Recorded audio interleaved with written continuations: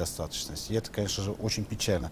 И это все несмотря на то, что проводится массивное, да, серьезное лечение, используются различные схемы, варианты лечения, но, к сожалению, вот этот микроорганизм не всегда получается нам побороть и решить это все на ранних стадиях и как бы притормозить процесс. Это вот вынуждены это констатировать. Это Но если человек молодой, то есть нужно говорить, что у него не так много заболеваний, как у людей пожилого возраста, хронических и так далее, и так далее. Вроде бы организм крепче.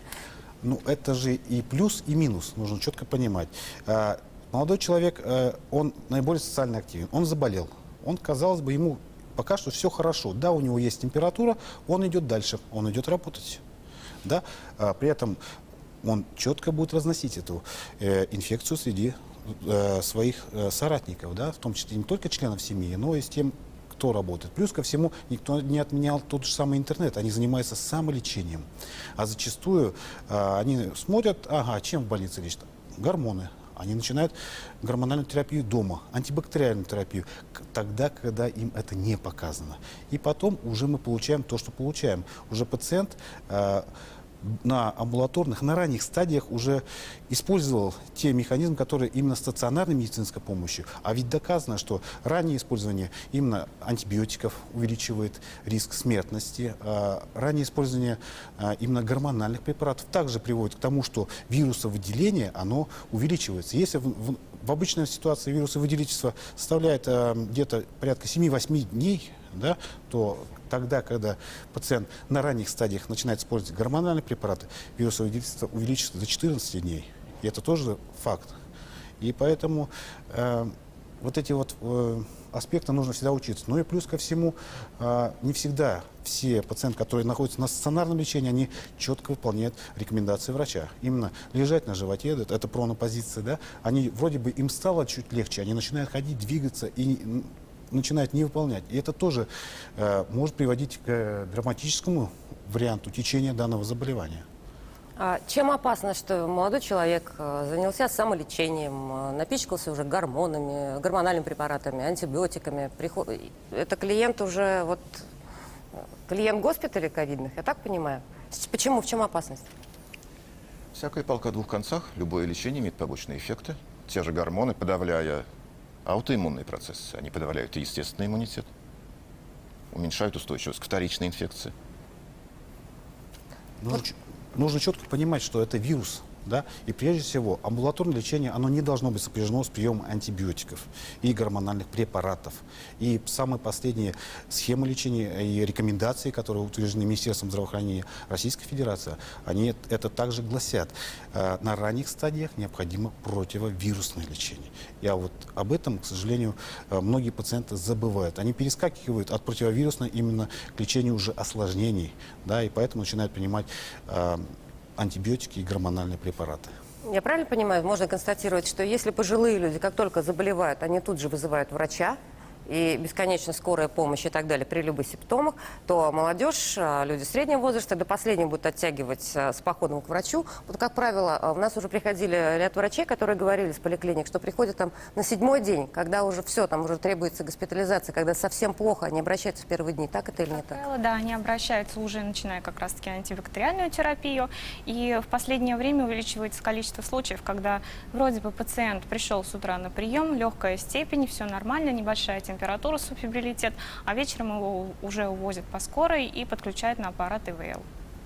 С чем вы это можете, с чем тоже связывается? Позднее обращение? Да, и позднее обращение. То есть, на самом деле, если появились какие-то симптомы заболевания, схожие с COVID-19, нужно немедленно обращаться за медицинской помощью. Не нужно ждать 7-10 дней, когда наступит тяжелое течение заболевания. Ну, проще же в интернете найти все протоколы лечения открытые, я так понимаю. То есть гормональные препараты не регламентируются продажей в аптеке. То есть все удобно, все достаточно просто, и человек в этой ситуации представляет также угрозу для своей семьи. Да, совершенно верно. Плюс ко всему еще нужно четко понимать, что у молодежи, да, еще 1,5 года сформировалась некая такая парадигма, что да, ковид – это заболевание более пожилого возраста. Да, меня не коснется. Да. У меня это обычное ОРЗ, например, да, и я буду лечиться. И поэтому они не знают, что сейчас нынешнее течение ковида, нынешний штамм поражает молодежь ничуть не меньше. и варианты развития у них могут быть различные, вплоть до драматических вариантов. Есть такое мнение, что вот, учитывая, что среди привитых больше всего пожилых, привитых среднего возраста, значит, раз старики привиты, болезнь перескочила на молодых. Вот можно это как-то объяснить? Хотя можно так, наверное, объяснить где-то в Израиле, но учитывая, что у нас привитых не так много, наверное, не совсем наш протокол. Какая ваша позиция? Все-таки для того, чтобы справиться с эпидемией, необходимый охват вакцинации населения должен составлять не менее 70%. В идеале, конечно, 95-100%, но это в идеале. И если смотреть по официальной статистике, в Российской Федерации на сегодняшний день привито 31% всего населения страны. И если мы сравним с другими странами, а лидеры по вакцинации у нас на данный момент являются Объединенные Арабские Эмираты, Испания, Чили, где охват вакцинации достигает практически 80%, и мы можем видеть результат. Действительно, заболеваемость снижается, и все это благодаря, конечно же, вакцинации. Это не последняя мера. И я думаю, к нам нужно к этому стремиться. Но все-таки есть какая-то взаимосвязь, что пожилые привитые более-менее, и поэтому вот вирус вот ищет новое поле, где собрать бы урожай? Может быть какая-то взаимосвязь? Я пока не вижу. Или это просто прямой корреляционной связи. агрессивность вируса и новых штаммов, и мутирование его? Скорее, у пожилых нет беспечности молодых. У пожилых нет беспечности молодых.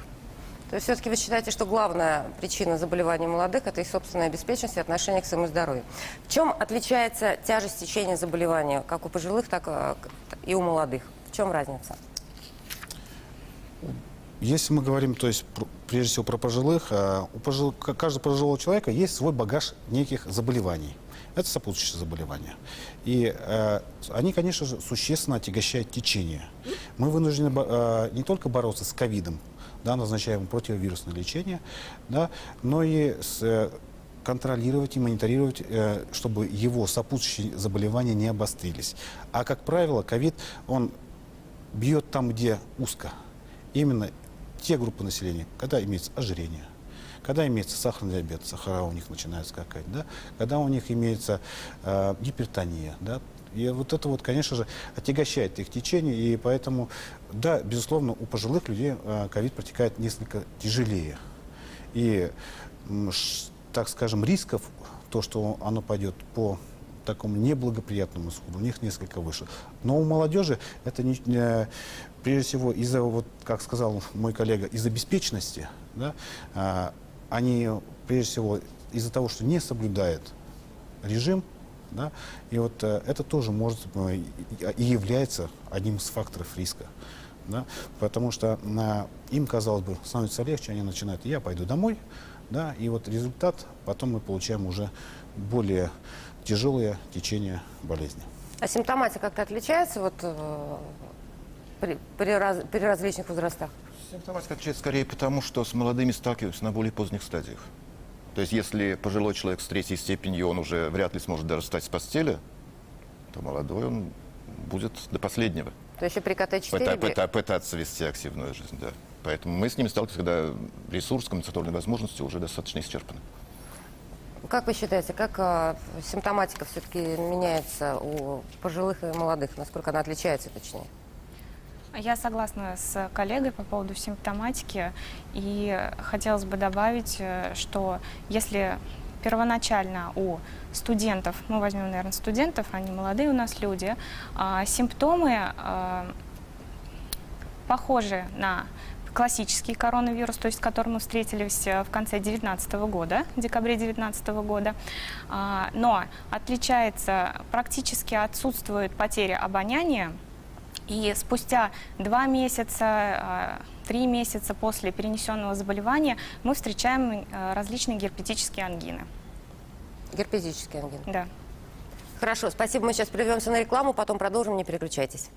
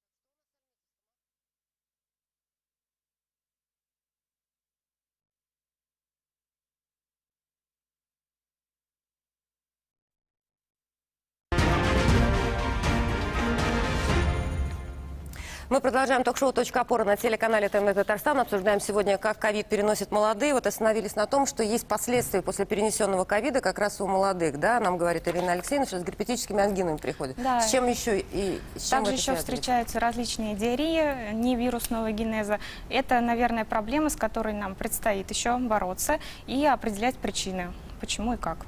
Но мы сейчас говорим конкретно о молодом и среднем возрасте, да? Именно у них вот это последствие, ну, скажем так, постковид, который мы сейчас условно назовем. Да. У пожилых подобного... У пожилых я подобного не встречала. Так, интересно, с чем это тоже может быть связано? Вот вы сейчас, Айдар Фаридович, тоже говорили, что... Тяжелый постковид у стариков, это, как правило, пневмофиброз. То есть они выписываются с дыхательной недостаточностью, они живут какое-то время с дыхательной недостаточностью. Человек имеет большие возможности компенсаторные. То есть человек из 10-й частью легких может прожить, если это развивается постепенно. Ну вот мы все надеялись, что со временем вирус станет более легким, да? Вот сейчас, когда вирус начал поражать молодых, вы вообще понимаете, что это надолго? Я понимаю, что такой вопрос вот витает в воздухе. Ну как бы вы на него ответили? Конечно, мы всегда надеемся, да, что сейчас ковид поиграл мускулами, показал свою силу и надеемся на спад. Но здравый смысл, конечно, подсказывает, что, скорее всего, ковид с нами останется. Останется всерьез и надолго.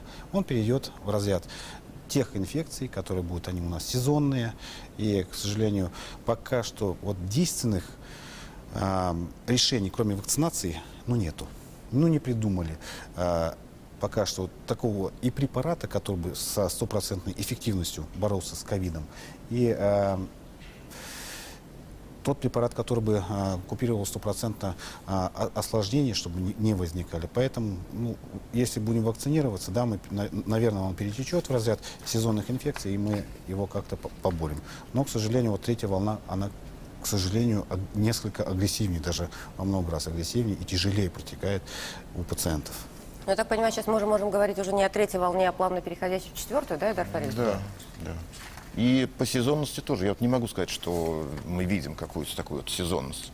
То есть если первая волна это был Зима. май, июнь, июль, то потом вторая волна, самый пик, это ноябрь, декабрь, как бы совершенно разные сезоны. То есть она развивается по другому сценарию, не зависит от сезона.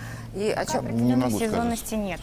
Это мы сможем увидеть спустя, наверное, лет 10, когда проанализируем, ретроспективный анализ сделаем, посмотрим. Но при этом мы после первой и второй хотя бы понимали, что мы выходим на плато, что вроде бы мы остановились, и мы еще только в ожидании. Мы просто никак не можем дождаться, когда завершится третья. И так я понимаю, что она не завершится, а мы будем называть ее четвертой. Почему? Мы после каждой волны надеялись, что это все. А можем ли мы говорить, что болеют непривитые молодые в основном? И каждый считал, что пронесет. Какая статистика сейчас, ваше наблюдение? Привитые попадались молодые? Да, есть привитые в нашей клинике с периода с июля по настоящее время прошло 12 пациентов, которые были привитые. Всего 12 пациентов, которые были привитые, всех возрастных категорий? Да. И в том числе и молодые среди них были. Но что радует, то, что у них течение легче. У них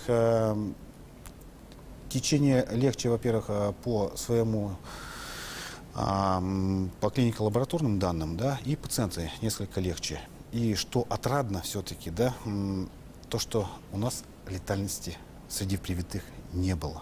И вот это вот особенно как-то вот несколько даже обнадеживает, что все-таки привитые у нас летальности не было. И вот это вот прям постулат такой То есть в этой ситуации прививка не гарантия, что не заболеете, но гарантия, что не заболеете тяжело и не попадете к Айдару Фаридовичу. Я правильно понимаю?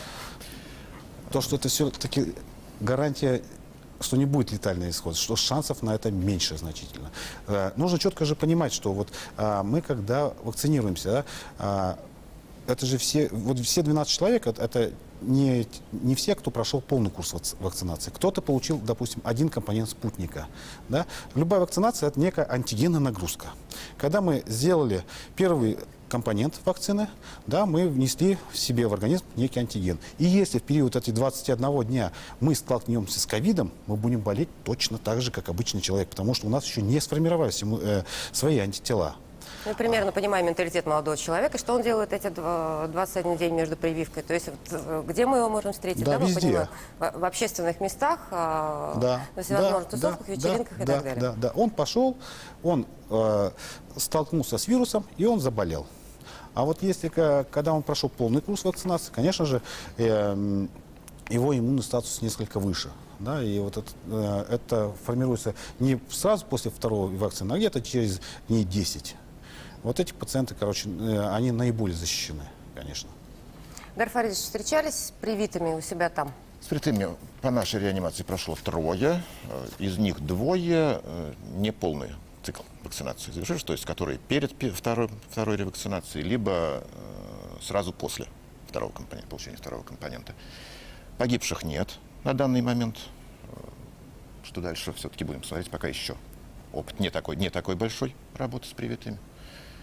Ну и что до моего личного мнения, то, конечно, все-таки самую лучшую защиту дает иммунитет естественный. То есть постинфекционный, послеболезненный который. Но надо четко понимать, да, что, какова цена этого прививочного иммунитета. То есть до его получения надо еще дожить. Поэтому, если человек привитой, да, он имеет какой-то иммунитет, который не дает, наверное, полной защиты, но в то же время он может легко перенести потом впоследствии эту болезнь и получить уже действительно полноценный постинфекционный иммунитет. Ирина Алексеевна, у вас статистика по привитым, непривитым. Кто чаще всего? И Все-таки как? болеют чаще всего непривитые, естественно. Если учитывать пациентов, которые получили законченный курс вакцинации, то есть это 2 прививки, и после 1-й и 2-й прививки прошло 42 дня, то есть время формирования антител, то порядка 10-15 человек у нас после полученного этого курса заболело коронавирусной инфекцией. Но все эти люди перенесли заболевание в легкой форме.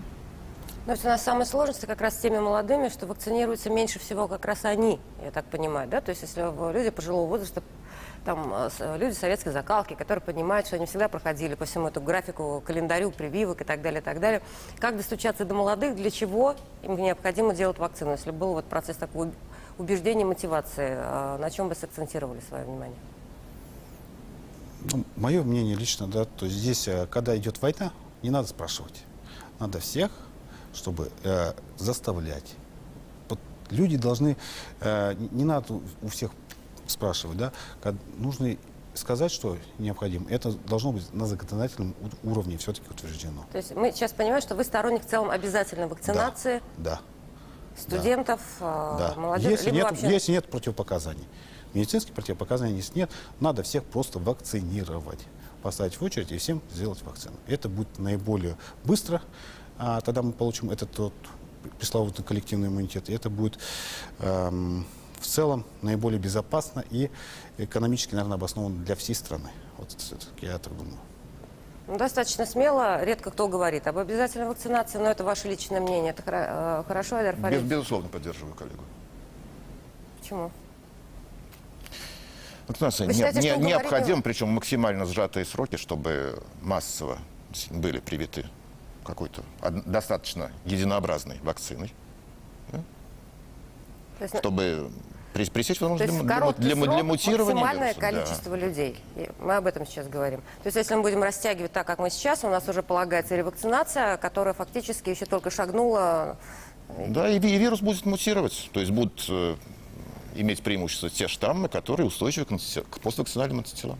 И они как раз у непривитых так прекрасно мутируют, проявляются, и рождаются и так далее, да? Ирина Алексеевна, ваше мнение? Я тоже согласна, я за обязательную вакцинацию. К тому же у нас есть такой замечательный опыт в истории, это вакцинация против натуральной оспы.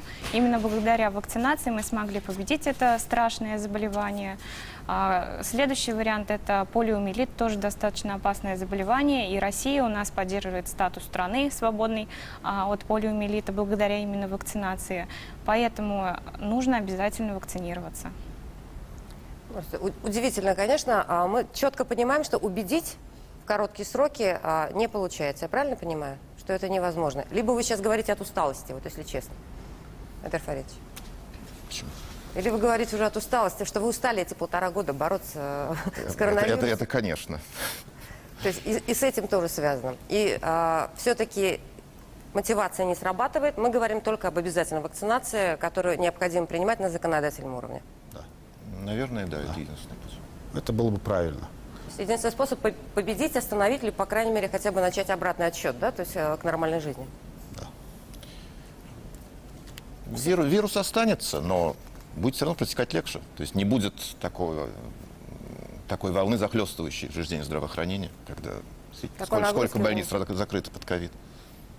Мы Хорошо. тоже хотим вернуться к нормальной работе. Хорошо, спасибо большое. Это была телеплощадка со 100% коллективным иммунитетом. Всего доброго, до свидания. Завтра встретимся в 20:00. Будем говорить о вакцинации за и против. Всего доброго, до свидания.